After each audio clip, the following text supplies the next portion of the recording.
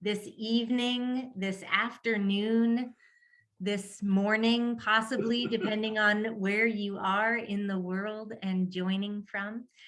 I am Reverend Lynn Gardner, one of the co-ministers in Schenectady, New York. And it is my pleasure and honor to be facilitating this evening. That facilitation will happen when we get to the question and conversation part. So as questions come up for you, please go ahead and jot them down. And in this moment, I invite you to find a candle or chalice if you have one nearby to be able to light, and to just allow your feet to go on or toward the floor and to receive the gift of a breath.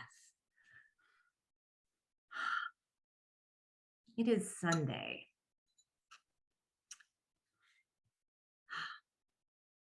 And I kindle this chalice in this evening as we honor the abolitionists in our heritage. I begin by thinking of those, holding those in our hearts who endured being enslaved, those who were impacted by this horrendous practice that did not acknowledge their humanity. And I give thanks for all those who continue to practice honoring the humanity in those that they meet. And I share the words of the poet and prophet Adrian Rich, who said, "My heart is moved by all I cannot save. So much has been destroyed. I have to cast my lot with those who age after age, perversely, with no extraordinary power, reconstitute the world."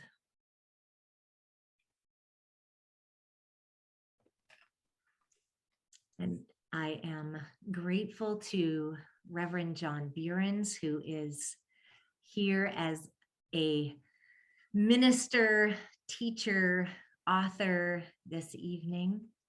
John has served congregations in our denomination and also served as president of the denomination. Thank you so much for the ways that you have served and continue to serve. Reverend John Burens, what do you have to share with us this evening?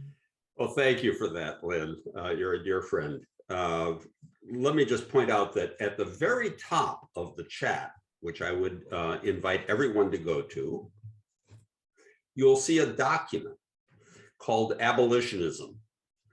And what it really is a timeline that parallels the development of the Transcendentalist movement as a spiritual and moral revival movement among Unitarians, starting in the 1830s, with the development of the abolitionist movement in America. And let me just say a few things about definitions again. Transcendentalists were people who were largely influenced by the moral ideas that came out of German idealism. The term transcendental was grounded in Immanuel Kant's assumption that there are certain categories morally and spiritually that we use to sort out information as to whether what the good and the evil of it's enduring or eternal from the transient. And abolitionism is itself a contended term, because it develops not here in America. One of the things that we forget is that just as the first,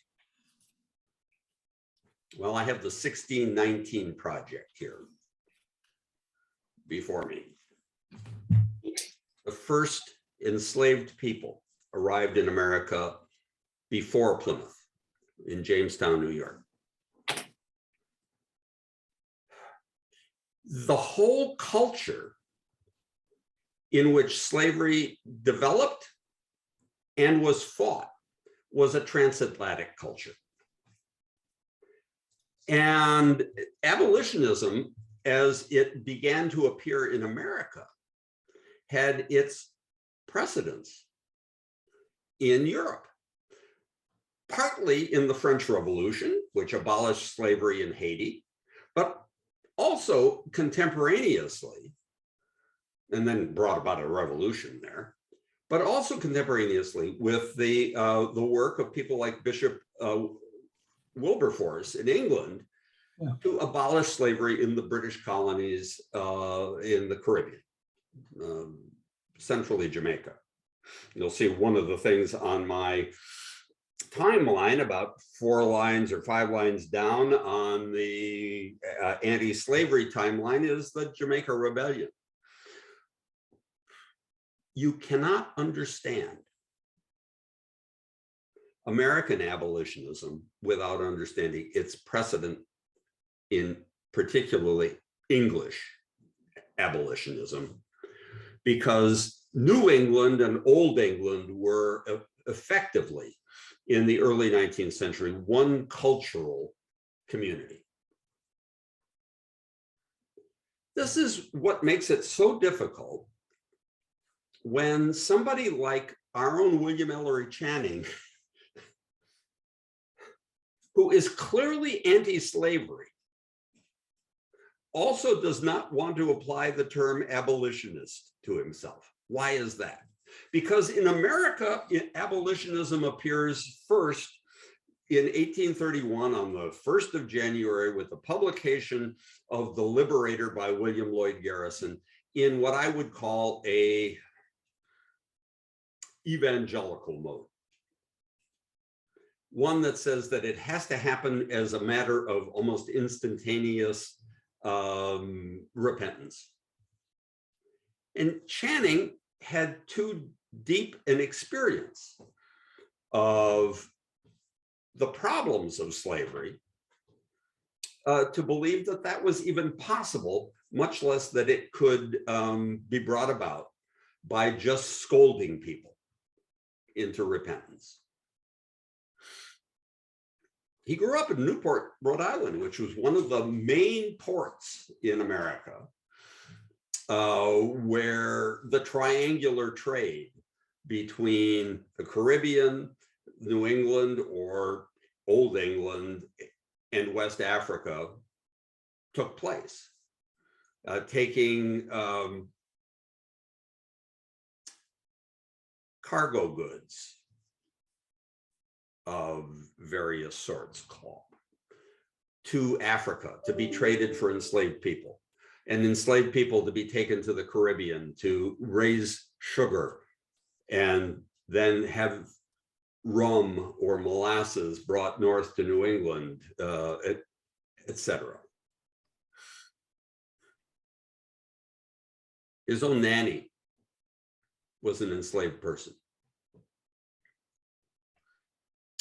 Channing, however, in the 1830s, had already come out as an anti-slavery person, writing to people like newly elected US Senator Daniel Webster, who later becomes a real problematic figure because he pushes through the Compromise of 1850 and the Fugitive Slave Law. Channing had been writing to Webster saying, couldn't we put up some real money here in America, the way the British did to end slavery in the Caribbean? And by the way, that's exactly how the British emancipation in the Caribbean took place. There was a substantial allocation by Parliament for a transitional period where the plantation owners in Jamaica would be required to provide housing, clothing, food for their now apprentices who were free to leave, but who were going to need some kind of transitional period between enslavement and being thrown on the mercies of an individualistic and capitalist economy. I also think that in New England, people like Channing had some memory of what had happened in Massachusetts when slavery was ended by the combination of John Adams's Constitution of 1787 and court decisions. In places like Lincoln and Concord, Massachusetts, formerly enslaved people were simply let go without anything to go to. Around Walden Pond, if you read a wonderful book called Black Walden, formerly enslaved people built little cabins and mostly died deaths of disease and malnutrition. Some transition from enslavement to freedom was going to be necessary. I'm reminded of certain things that happened in our own time, like the ending of welfare as we know it in the 1990s. If you don't have a plan for supporting people who have been made dependent to become independent, it is cruelty. I think Channing knew that. But he denied wanting to use the term abolitionism to describe himself because he found William Lloyd Garrison's rhetoric unhelpful and not only a case of condemning the sin, but condemning everybody enmeshed in anything touching the sin. Garrison, among other things, wanted people to quit all the churches because they weren't pure. They hadn't come out radically enough as he had decided he had to. I think Channing had a number of reasons for not wanting to use the term abolitionist to describe himself. Among other things, Garrison wanted to burn the Constitution. Channing's father, as the Attorney General and US Attorney of Rhode Island, had played an enormous role in trying to get Rhode Island, the last of the 13, to accept the Constitution. And by the way, the church he served in Massachusetts was where the Massachusetts Constitutional Convention had accepted the Constitution. Now, it wasn't a perfect Constitution, but there were two interpretations of the Constitution in the early 19th century. One was that it was hopelessly enmeshed in slavery. And the other was that it was clear that many of the founders saw a path to undoing slavery. We hold these truths to be self-evident. Never mind that Jefferson there showed himself to be something of a hypocrite. I'm always reminded of the minister who said to the young couple who said, oh, they wouldn't want to join the church because it's full of hypocrites. To which the young minister said, well, there's always room for a couple more. The moral ambiguities need to be given some serious attention, because just letting people free from slavery probably would have been a catastrophe. Another thing that Garrison stood for was, let's have the North secede from the South. This, by the way, is where Frederick Douglass broke from Garrisonian anti-slavery. It dawned on him, as somebody who had escaped being an enslaved person in the South, that that meant just leaving his sisters and brothers and in the hands of white enslavers in the South. while the North washed its hands like Pilate, saying, "We're pure." So the definition of abolitionism depends on both timing, and that's why I have a timeline, and it's one of these instances where self-identification is not necessarily definitive. My friend Chris Cameron, African-American historian who's written about the Black abolitionist movement in New England for our own cause, says that Channing clearly was an abolitionist, even if he wouldn't use the term. And by the way, Channing refused to use most labels. He was very reluctant to call himself a Unitarian. He called himself, quote, a small c Catholic Christian. Why? Why did he refuse labels? Because he thought that it was so easy, once you define yourself with an easy label, Unitarian, progressive, abolitionist, you can just pat yourself on the back and say, well, I'm among the good people, without necessarily really doing anything or building any effective alliances that will actually correct the problem that you are confronting, the injustice you're confronting. Channing had started working on anti-slavery way back in the beginnings of his ministry, when he was writing to people like Webster saying, let's sell some of the Western lands and create a transitional period. In 1835, he finally comes out with a book called simply Slavery. He's against it. He's prompted to do so by two people, one of whom is remembered in your upstate New York churches, Samuel Joseph May, who had become part of the Garrisonian movement as an agent who recruited people and spoke vividly on behalf of the anti-slavery cause. And by the way, in Syracuse, set up one of the most important stations on the Underground Railway for people heading toward Canada. And there are more stories I could go into about May and Syracuse. And the other person was the oft-forgotten Lydia Mariah Child, of whom I spoke last week when I was discussing the connection between Transcendentalism and the women's movement. I did say last week that I don't think it is helpful, and this is another myth in upstate New York, to say that the women's movement comes out of the anti-slavery movement. No, just because Susan B. Anthony and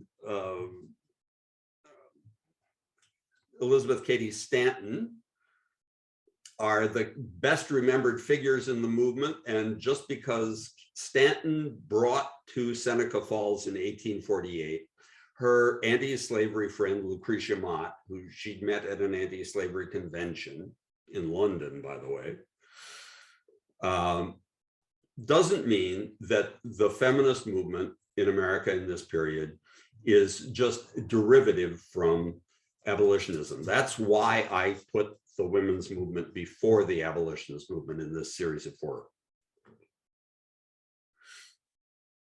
No, it's more complicated than that. And so is the connection with Transcendentalism. Now, if I had to write my book over again, and I keep learning things, even in the 2 years since the book has been published, I would focus, for example, on the fact that there were actually Black Transcendentalists in Boston. No way did I want to imply in the subtitle of my book that Transcendentalists originated the American struggle for racial, gender, and social justice. But let me put it this way. In the era in which they emerged, those struggles were sputtering and barely alive. and they re-sparked them. They gave them some real energy. And I think that's what we have to do all the way along the line as committed people to human rights, which is the core of the Transcendentalist heritage. We are continually challenged to rekindle enthusiasm at a deep spiritual, philosophical, cultural, and moral level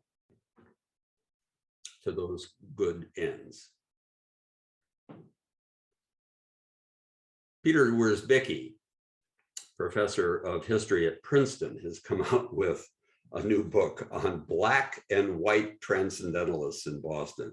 And if I had the book to do over again, I would put a lot more emphasis on people like William Cooper Nell, who was a Black abolitionist in Boston and a religious transcendentalist.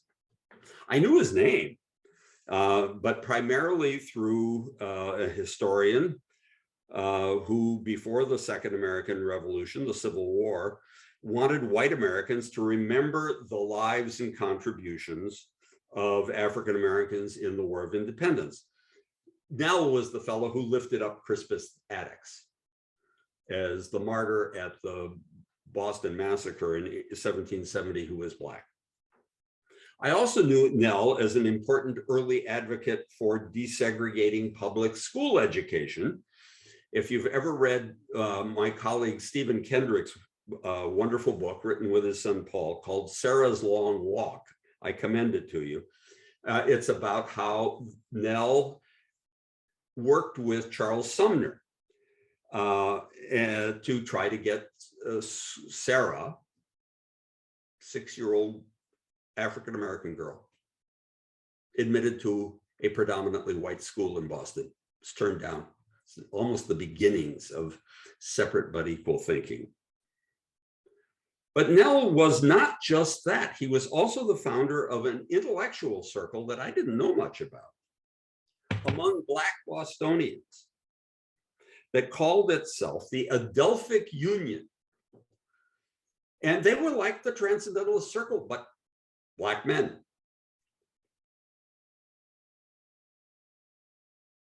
Who had as their speakers in dialogue Emerson, Parker, James Freeman Clark, Lydia Maria Child, all of the key figures in the Transcendentalist movement that was developing during the same time. Mostly they were young, free, male, Black African-Americans who were in the working and rising middle class, a barber, a blacksmith, a boarding house keeper, a cook, a caterer, but literate and leading their own people. So let's not diminish the fact that there was a Black abolitionist movement parallel to the white abolitionist movement, just as the Transcendentalist movement was in some sense parallel to the development of abolitionism. Nell's motivation came from the fact that when he was 13 years old, he had finished as the top-ranked student in the one public primary school in Boston that was open to children of color. And under the will of Benjamin Franklin, he was therefore eligible to receive a gold medal. Instead, the school committee gave him a copy of Ben Franklin's autobiography, basically telling him to pull himself up by his own bootstraps. And he was barred from attending the award ceremony. He snuck in by working as a waiter. He came from a family where his father before him, who had escaped from slavery in South Carolina, had already formed some connections with other aspiring African Americans. If there's one scene in the book that I would point you toward about the connections between Transcendentalism and abolitionism, it's a scene that takes place in 1846 in the town of Concord, overlooking Walden Pond. The date is the 1st of August, which was celebrated by African Americans and their allies then as Emancipation Day, because it was the anniversary of when the emancipation of enslaved people in the British Caribbean had actually taken effect. The gathering was organized by the Women's Anti-Slavery Society of Concord. Notice, the women sometimes led the anti-slavery events. Hence, you can't put them behind abolitionism. Sometimes they were in front of it. The key people were Henry David Thoreau's own aunts, who were the leaders of the Women's Anti-Slavery Society in Concord. And where did the gathering take place? Well, on the steps of the little cabin on Emerson's woodlot that Thoreau had just built for himself. The first two speakers were that privileged but eloquent lawyer Wendell Phillips and Ralph Waldo Emerson. And then a Black abolitionist who had told his story in front of the Anti-Slavery Society about how he had escaped from slavery as a possession of the family of Henry Clay in Lexington, Kentucky. Lewis Hayden, who becomes Boston's leading Black abolitionist, just as Nell becomes Boston's leading Black transcendental historian intellectual.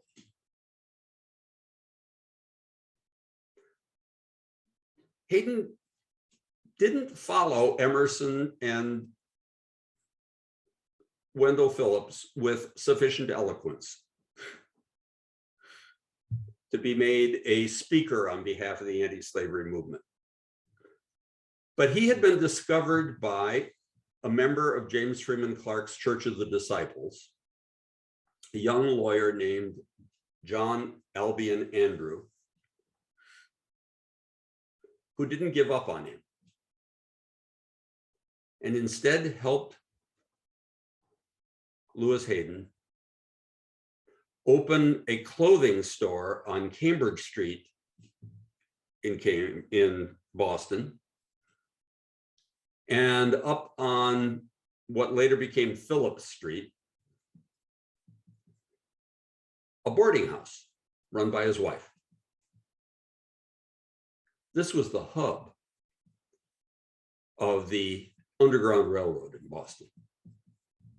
If you were coming north from enslavement in the South and facing your first winter, it was the clothing store that you went to for the garments that would get you through. If you needed respite before you could get a job or get yourself established or go on further north to Canada, you stayed at the boarding house. In the early 1850s, when the author of Uncle Tom's Cabin, Harriet Beecher Stowe, happened to visit the boarding house, she found 13 formerly enslaved people taking refuge there. Lewis Hayden was the first, well, he was the first many things. He was the first person to suggest to John Andrew that he really ought to run for governor of Massachusetts. And Andrew becomes the Civil War governor of Massachusetts, who allows Black people to serve under arms to fight for their own freedom, and organizes the 54th Massachusetts Volunteers. Lewis Hayden becomes the first elected Black member of the Massachusetts legislature. Again, thanks to this incredible friendship between a person of color and a rather privileged white transcendentalist that transcended their differences in social class and background. Oh my God. And then it transcended even John Andrews' death, because he died in 1866, shortly after the end of the Civil War.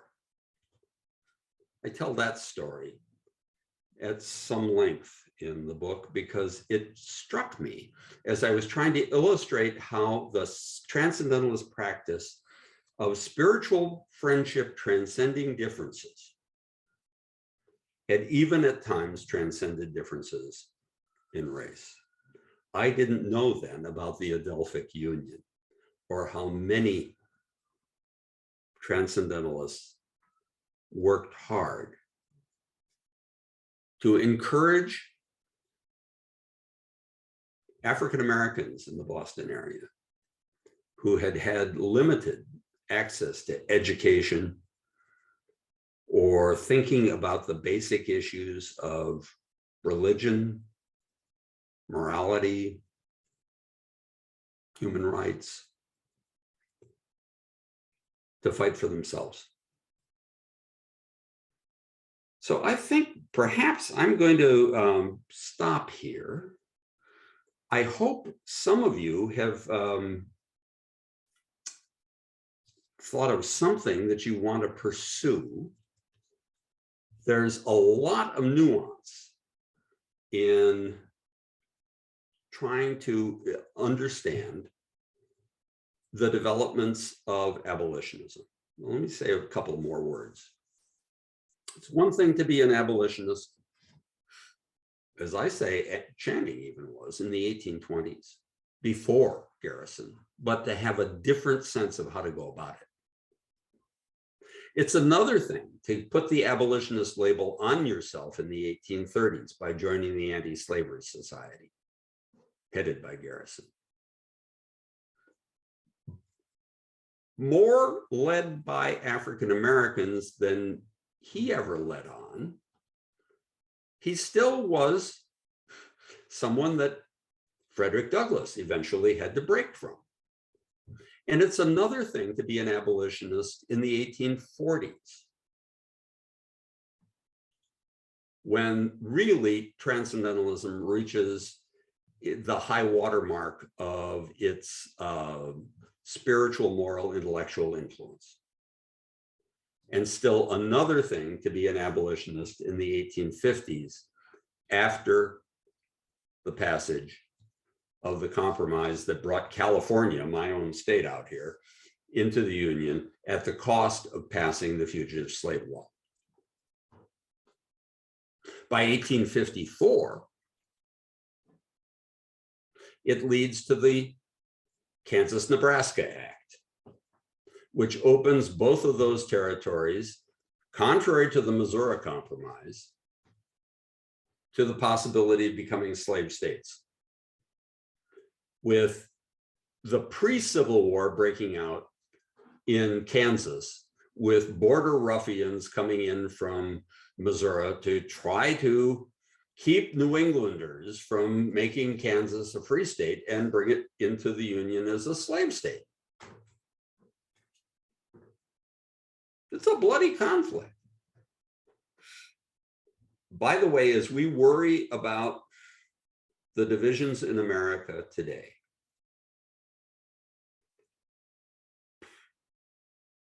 I worry about how many people are prepared to act like border ruffians.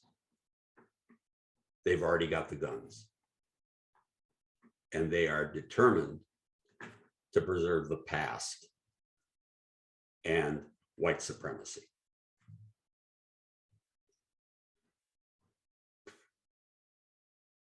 By 1854, in Boston,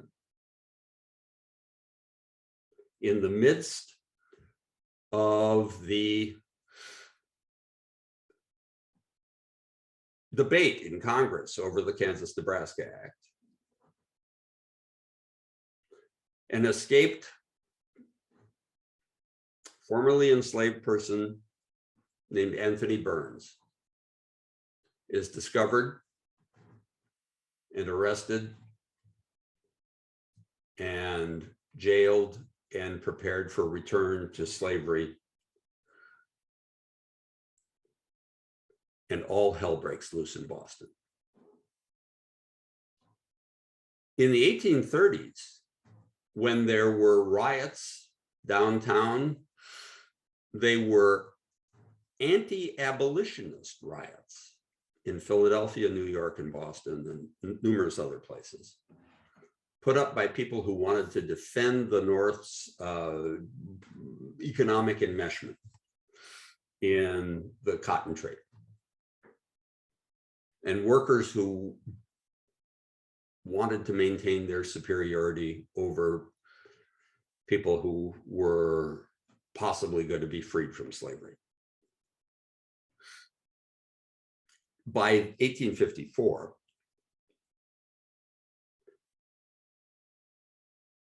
it's much of Boston that turns out in support of Anthony Burns. Even one of the most conservative mill owners, Abbott Lawrence Lowell, writes in his diary in May of 1854, "We went to bed as conservative cotton Whigs. We woke up stark raving abolitionists." He then contributes and raises money for free Kansas. And Lawrence, Kansas is named after him, place where the University of Kansas is located.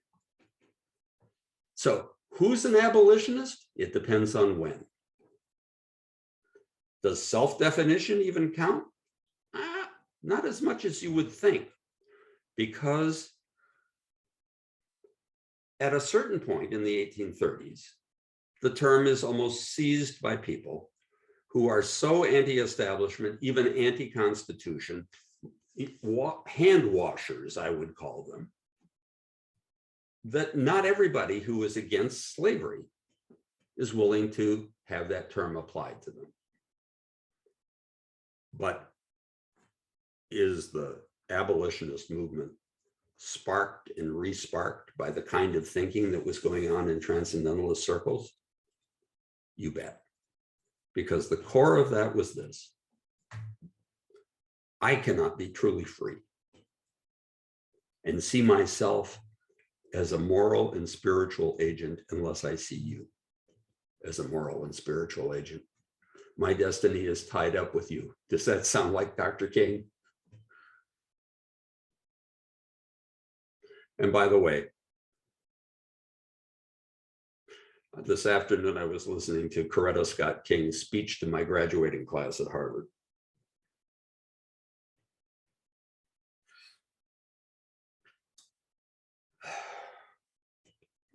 I have been tied up with this issue since I first heard the call to ministry. And, well, I could get too emotionally involved to even be able to respond properly. All right, let's see. Yes. I see one question in the chat. Lynn, you want to come back on and encourage more people to give us more questions? Sure, we can start with that question in just a moment. If you have a question, there's a couple different ways to be able to ask that. One is to be able to use the chat function by typing your question into the chat. If you would like to be able to speak your question aloud, you could have your camera on and physically raise your hand, and I will try and see you. You can also use the nifty, difty little Zoom reactions.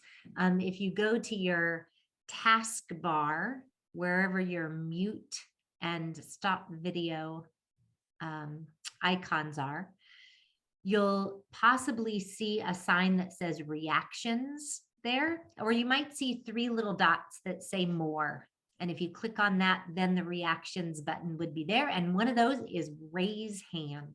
And if you do that, that'll pop you to the top of of the screen so that it's easy to see you.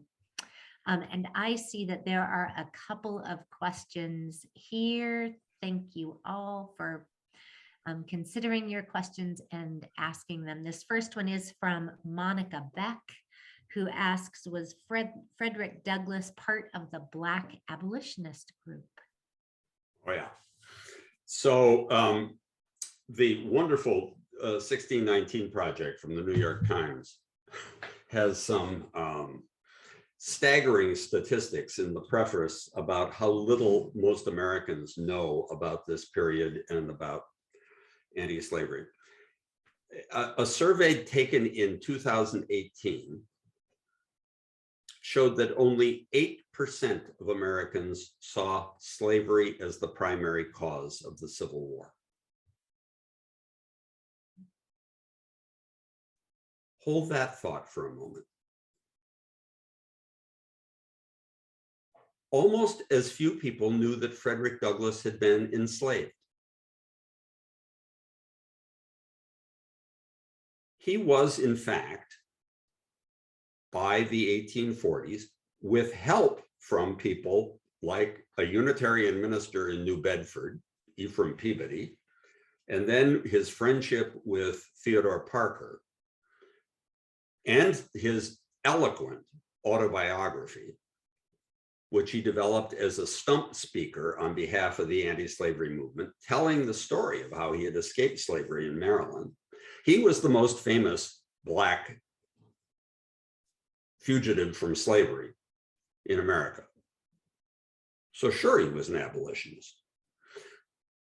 The abolitionist movement among African Americans in the North, though, had been going for years before Frederick Douglass even appeared. And when he gets to Rochester, New York in the 1840s and establishes the North Star, which is his newspaper to guide people to freedom in Canada, if that's what they wished, he really becomes a major focus of Black leadership. And another thing the 1619 Project says is that there's a textbook, an American history textbook in Texas, and then more widely used around the country, that lifts up Stonewall Jackson,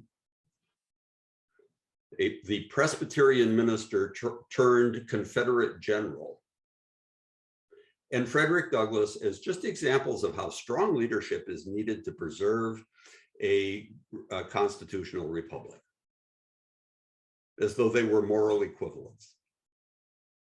Appalling. The more interesting question, Monica, is, was Frederick Douglass a Black transcendentalist? Because he starts out as a Bible preacher. Most African Americans had found comfort, particularly in the Exodus story. And you think of all of the spirituals that are about going over Jordan, about following the drinking gourd, about seeking liberty. But by the time of the 1850s, I think it's pretty clear that Frederick Douglass and his own biographer, David Blight, I think would agree with this, was post-biblical. And he was more moved by the kind of thinking that he'd seen in Theodore Parker and in the other Transcendentalists. So he was not only an abolitionist, but also a Transcendentalist.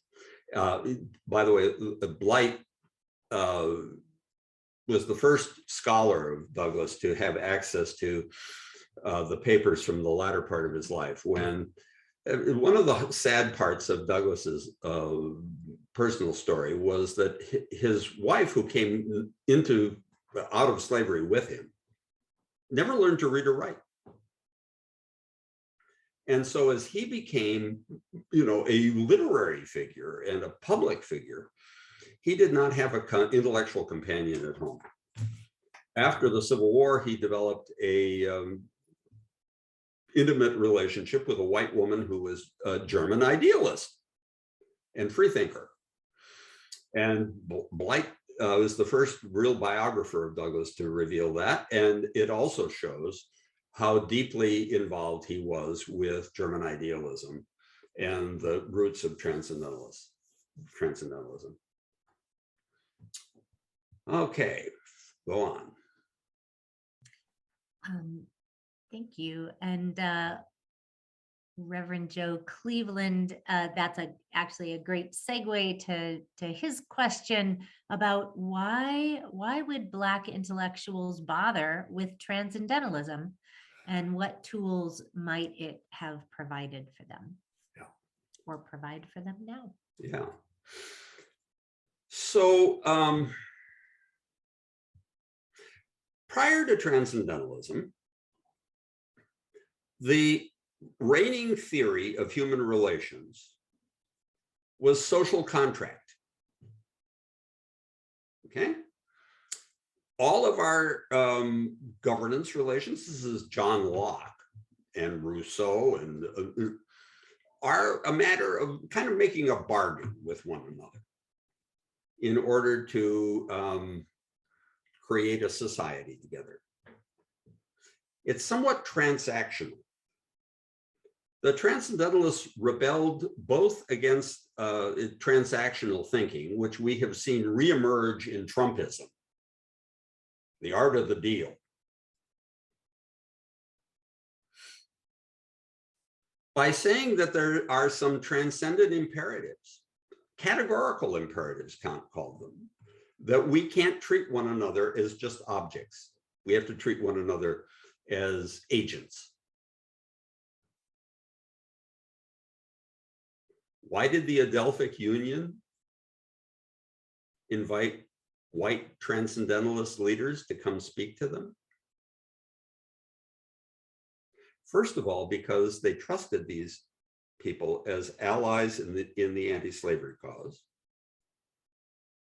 And second, because they realized that the basis on which these white transcendentalists approached abolitionism was a concern that even the person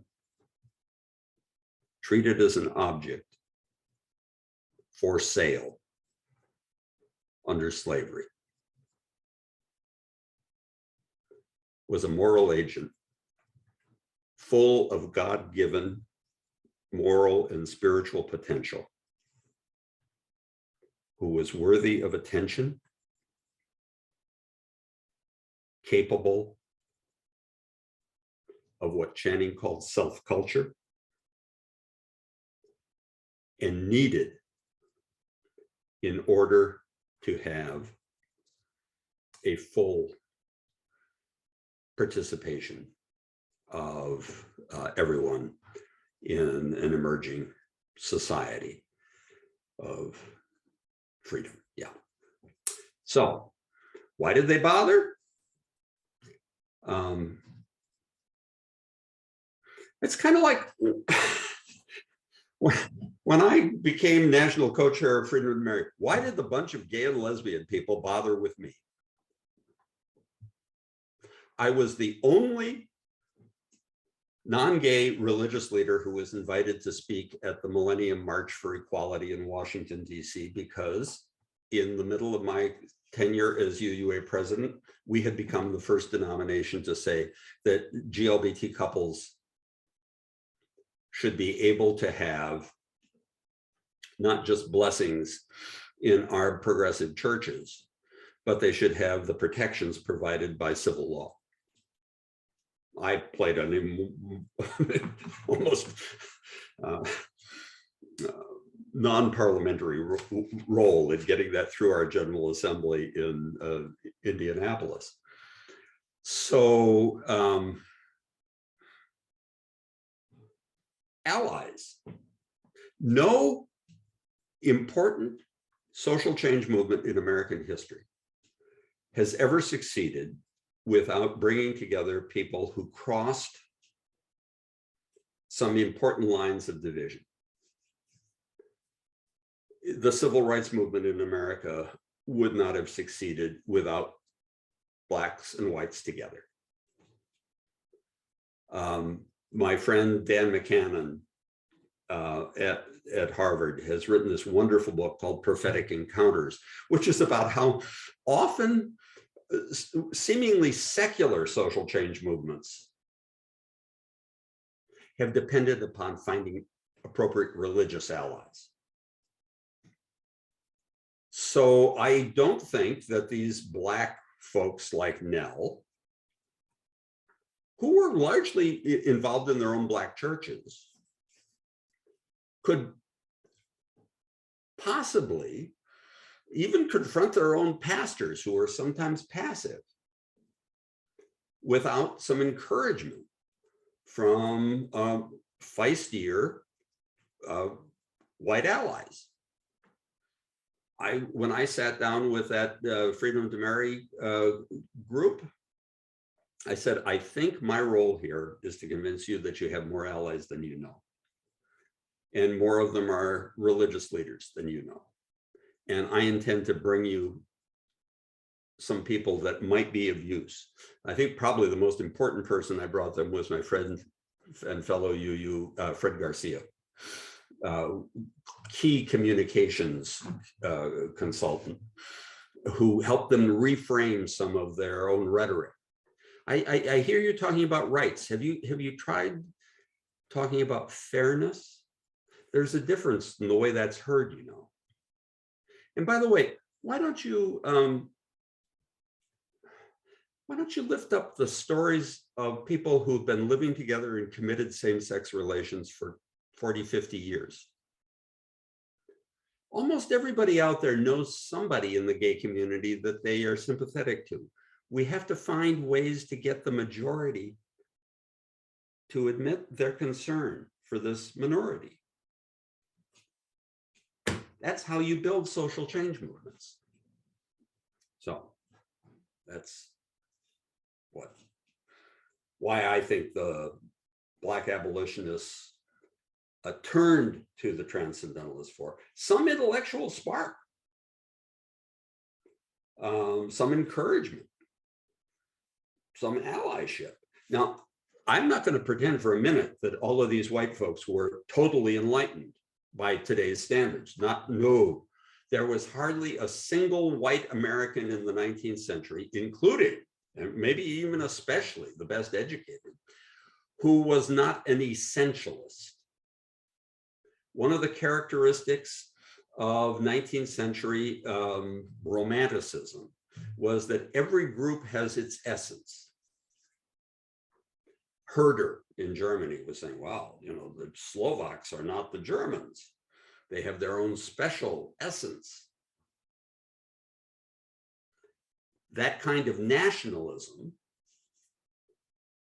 is ethnocentric and hierarchical, and it pervaded Western 19th century thinking. This is why I will never be able to say that these folks, our Transcendentalist forebears, were all that enlightened on things like attitudes toward Native Americans. As I think I said last week, they often treated them as almost predestined to vanish. So racialism continues, even through Transcendentalism. You can see it in occasional remarks by people as enlightened as Emerson and Parker. A little less in some of the women, by the way. I don't think Margaret Fuller was quite so much of an essentialist. She just denied that there was an essential difference between men and women. That there was something of the female in every man and something of the male in every woman. But most thinking in the 19th century was disturbingly essentialist. Okay, enough of that. Lynn, where are we? Sue W. is hoping that you will share a little bit about what Coretta Scott King's speech meant to you. Yeah. Well, let me just limit that to the context of this work. Coretta, who of course was speaking to my graduating class at Harvard in 1968, immediately in the wake of her husband's assassination 2 months earlier. It was her first public address after that. And just a week before the graduation, the death of Robert Kennedy. She spoke directly about those two. So an enormously important part of my call to ministry. What she was talking about was something that emerged in my era, which was the relevance of students rising up against their elders and against the status quo. And how salutary she thought that was. She said, we can't commend it in Prague and then condemn it here in the United States. That was also going on. I went on to Europe that summer, by the way. I was in Paris after the, and I tried to get into Czechoslovakia before the Russians invaded in August. That's my parents' homeland. The Transcendentalists were the rebellious youth of the Unitarian ministry in the 1830s. They were rising up against the complacency of their parents, who they regarded as entirely too materialistic and self-congratulatory. How smart we are not to believe in the Trinity. But we go along with clipping our coupons from the textile mills that are dependent on enslaved people in the South and their cotton. So the Transcendentalists and my generation, I think, have a lot in common. That's probably why I'm passionate about them. AJ and I have been carrying out a little correspondence about the waves of growth and decline, complacency and revival in liberal religion in America. There are some good things that are coming out of this COVID pandemic. A greater sense of interdependence. My health depends on yours.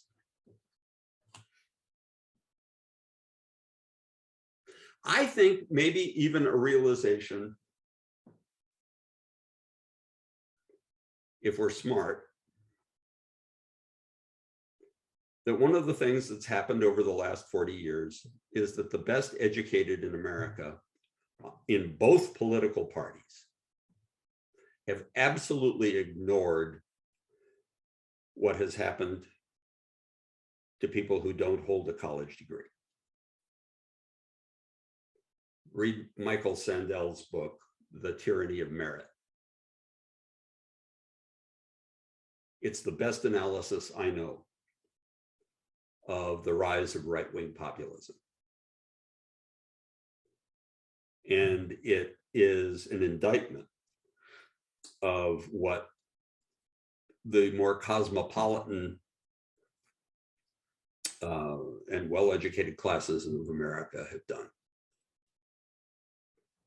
To simply forget, scorn, and even insult people who don't have their level of education. And that's not to deny that there isn't a lot of sexism and racism and other nasty things that have emerged. It's also just to say that, by the way, some of this was going on in the 1850s between Northerners and Southerners. There were people in the South who wanted to get rid of slavery. I mean, white people.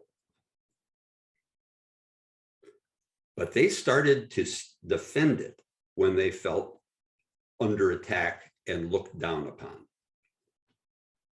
by white Northerners. So not everything can be reduced to sort of a Marxist analysis, in my view, because there are too many cultural factors that go on that deepen political divisions and get in the way of effective social change. So that's what I would say about Coretta's speech. It has to do with the Transcendentalists as a rebellious generation and my own. Yeah, Douglas actually, I see Michael has mentioned that he, of course, dealt with Henry Thoreau's family after the after the death of John Brown. The people in Concord take in John Brown's daughters. There's some wonderful stuff there. Okay. Wendy, let's see, or Lynn.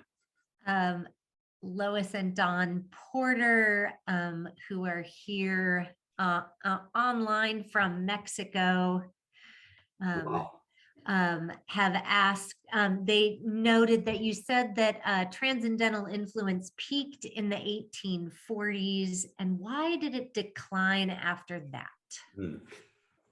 Okay. Well, the Transcendentalist group meets from 1836 to 1840, and then it morphs. It becomes more literary. Emerson starts publishing a lot.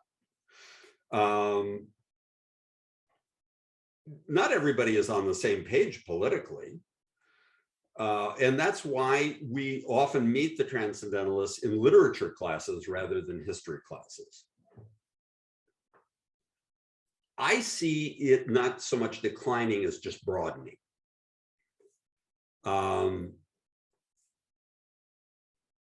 This is the period, for example, when the Transcendentalists are doing things like meeting with the Adelphi Union of the Black intellectuals in Boston.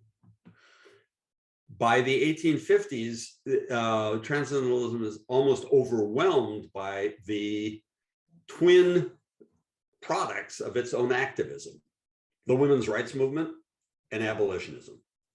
So it's not so much that it goes away, it's just less visible. I would say that it actually reaches its peak of influence with the Civil War itself. That's when you have Emily Dickinson writing her poems and Thomas Wentworth Higginson leading the first Black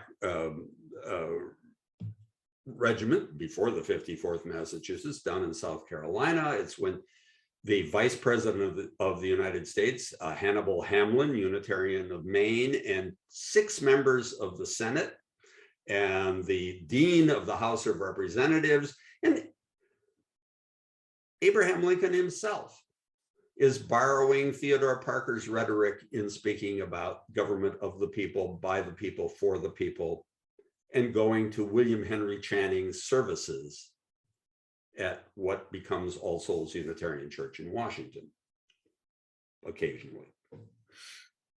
So it's really after the Civil War that complacency returns big time. War has a tendency to do that, by the way. Think about the kind of gendered complacency of the 1950s following World War II. I mean, I was raised by parents who were part and parcel of that. My father wouldn't tolerate my mother working outside the home, despite the fact that she was the one who had the college degree. He didn't. She'd been a teacher, but no, she was to stay home with the kids. After the Civil War, the Gilded Age puts America back on track to care for nothing but material advantage and forget the ideals of trying to overcome racism. Reconstruction is undone within a decade. And I talk about how Transcendentalism itself morphs during that period. That's toward the end of my book. It becomes the Free Religious Association, which is frankly a little too individualistic to be effective.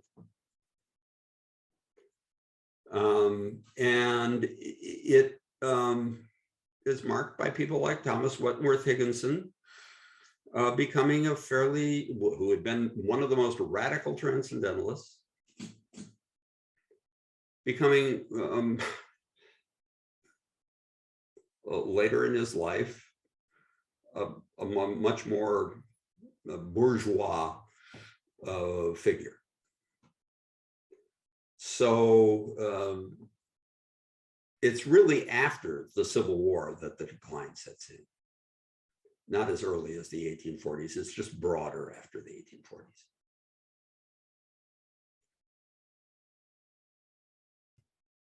Thank you. Reverend Sam Trumbore is hoping that you will tell us a little bit more about James Freeman Clarke's role in abolition. Sure.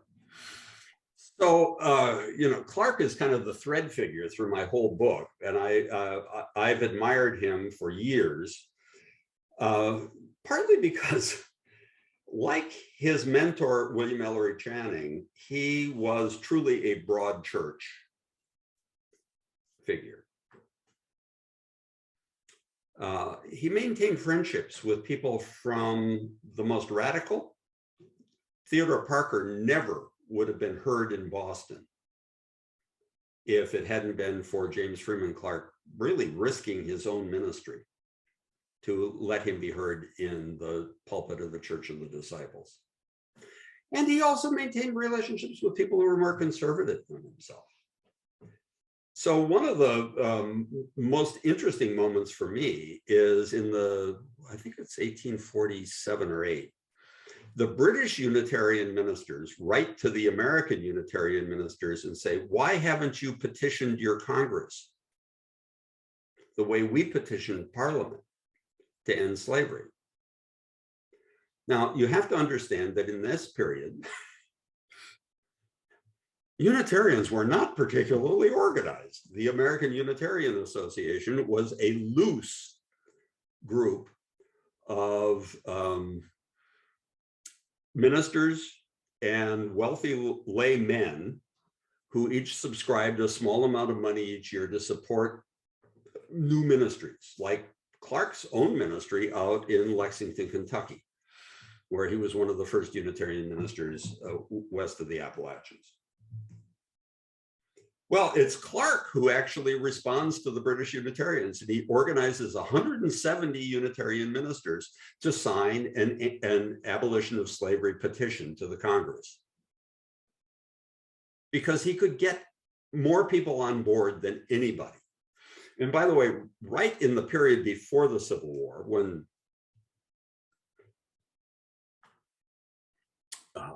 Bleeding Kansas and John Brown are at the top of the news cycle, James Freeman Clarke gets elected in absentia as the executive secretary of the American Unitarian Association. He serves for 2 years. He's the guy who, I think, sends Thomas Starr King out here to California as the first transcendentalist on the West Coast. Not Bellows. Bellows just gets the money. Clarke's congregation includes people like Ellis Gray Loring, who founded the Anti-Slavery Society along with William Lloyd Garrison. It includes John Albion Andrew, who becomes the Civil War governor of Massachusetts and starts the 54th Massachusetts Volunteers. He is never an out front radical, not his style. He is much more a committed Christian transcendentalist because he's interested in following the religion of Jesus and not just preaching the religion about him. That's why it's the Church of the Disciples. And he is a stalwart of the abolitionist movement. And in fact, he's one of the first people after the Civil War to try to write a narrative of the development of abolitionism in Boston as he saw it. And it's called Anti-Slavery Days, 1867.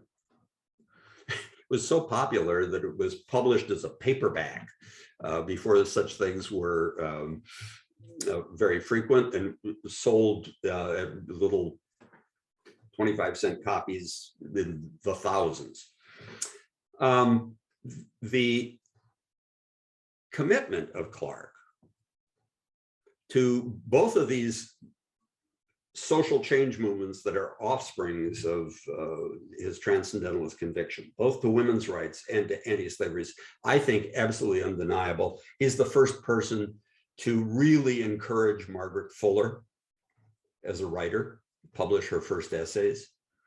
He had this journal out of Louisville and Cincinnati called the Western Messenger. That was really the first published organ of the Transcendentalist movement, even before the Dial was developed. And he was Margaret's lifelong backer and friend.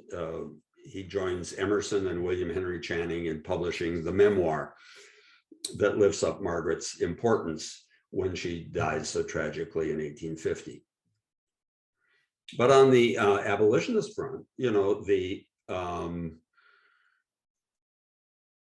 story that I think is most significant there is his being a companion to his congregant, Julia Ward Howe, and her husband, Sam, who is one of the commissioners of the Sanitary Commission during the Civil War. And they go down to see if they can find the 54th Massachusetts Volunteers, because provisioning that Black regiment of volunteers, which included 2 of Frederick Douglass's sons, by the way, was a church project.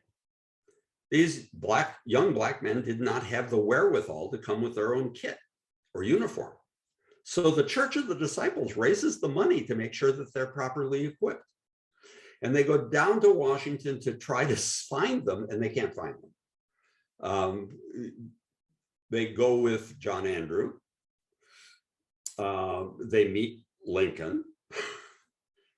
And the most important scene is they go out to the front, which is in Northern Virginia, where the 1st Massachusetts Artillery is presented for inspection. It happens to be commanded by another sometime minister, Transcendentalist, Colonel Greene. And he asks Julia Ward Howe to address his men. Well, Sam Howe did not want his wife publishing under her own name, speaking in public, and James Freeman Clark encourages Julia to step forward and make a speech. She's eloquent. She's already spoken in public in the church because Clark had a pulpit that was open to men and women alike.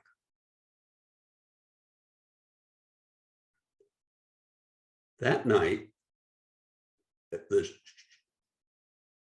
front shifts, some Confederate cavalry move, and the Clark Howe party are suddenly told to get in their carriage and head back to Washington.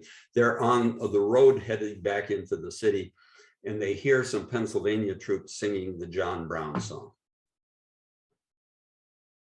John Brown's body lies a moldering in the grave. Well, that was a disturbing song for Julia, because her husband had been, along with Theodore Parker and 4 others, member of the Secret Six that had funded John Brown, and he had almost been arrested for treason He'd fled to Canada twice. And Clark turns to Julia and says,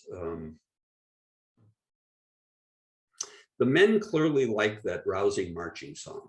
It's a pity it doesn't have better words.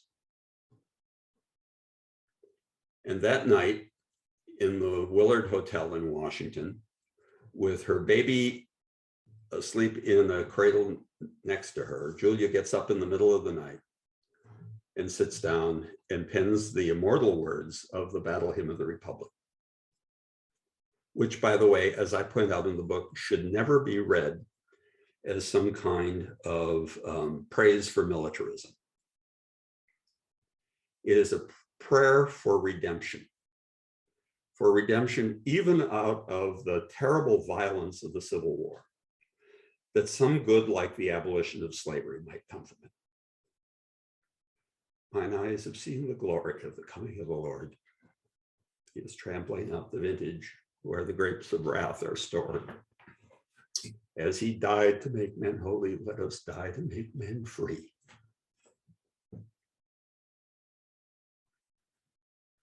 That's Clark's theology about sacrifice being necessary for the abolition of evil. It's Julia Ward Howe's emergence as a major poet and spokesperson, not only for that, but also for the rights of women. They are too easily, both of them, dismissed as bourgeois and moderate and blah, blah. If there's one thing that I got out of investigating these people, it's that just because somebody makes the loudest, most radical noises does not mean that they are the most transformative or the most admirable. All too often today, progressives in America bow down before the most rigid, most ideological, and loudest voices.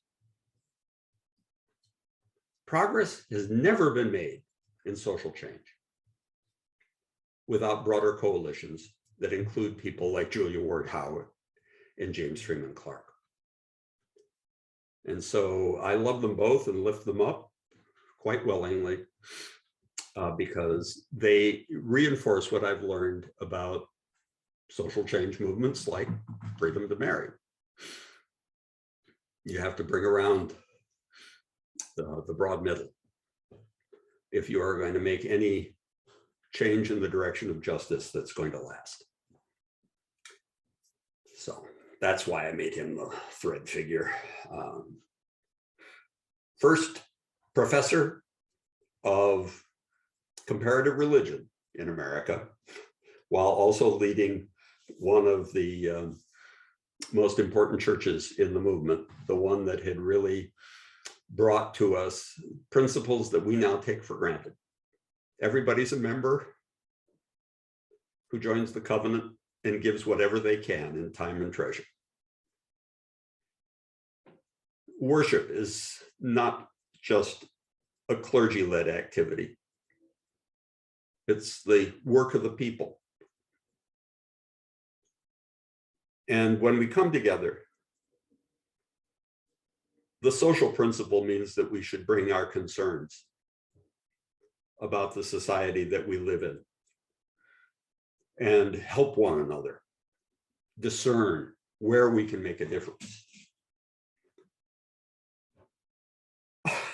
If there's one reason that Clark should not be forgotten, it's that he helped tear the congregational churches of New England out of the control of the wealthy and into the control of the covenanted people. And so do we owe him? You bet we do. And thank you for that response, Sam. I do preach.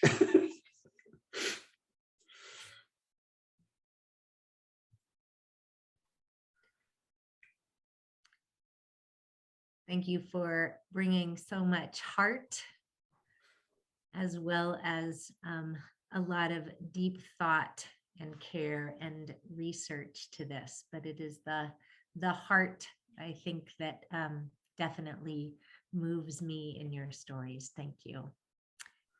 Thank you so much to everyone for being here this evening.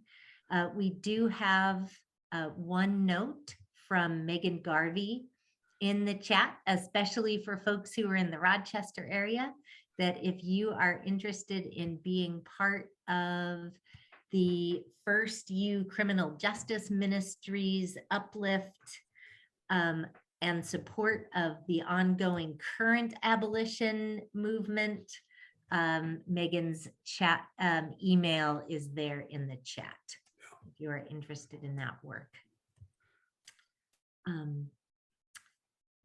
We have one more session of this class that will be meeting next week. Yeah,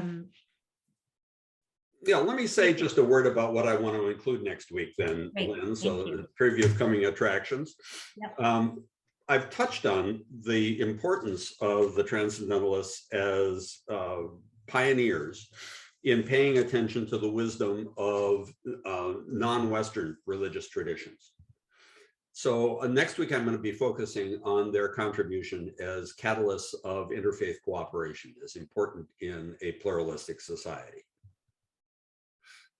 And secondly, that ties in directly with their contribution to American environmentalism. And believe me, it ain't just thorough. He is an incredibly important figure in that regard. After all, recent students of his work have shown that he was actually tracking climate change. Warmer winters and buds coming out earlier in the spring and the like. But what did he mean when he said, "In wildness is the preservation of the world"? The line that John Muir used as the motto of the Sierra Club. My interest has been sparked by the importance of Thomas Starr King, the Western Transcendentalist, in preserving Yosemite and everything that sprung from that. So it's going to be interfaith cooperation and environmentalism as products of the Transcendentalist movement that will be our focus in the final session. And I invite you all to spread the word and come on back. Thank you so much. We close with some words from Paul Robeson, who said, "Sorrow will one day turn to joy. All that breaks the heart and oppresses the soul will one day give place to peace and understanding, and everyone will be free." May it be so. Amen. Peace and thank you. Great, thank you all. Great to be with you all. Take care.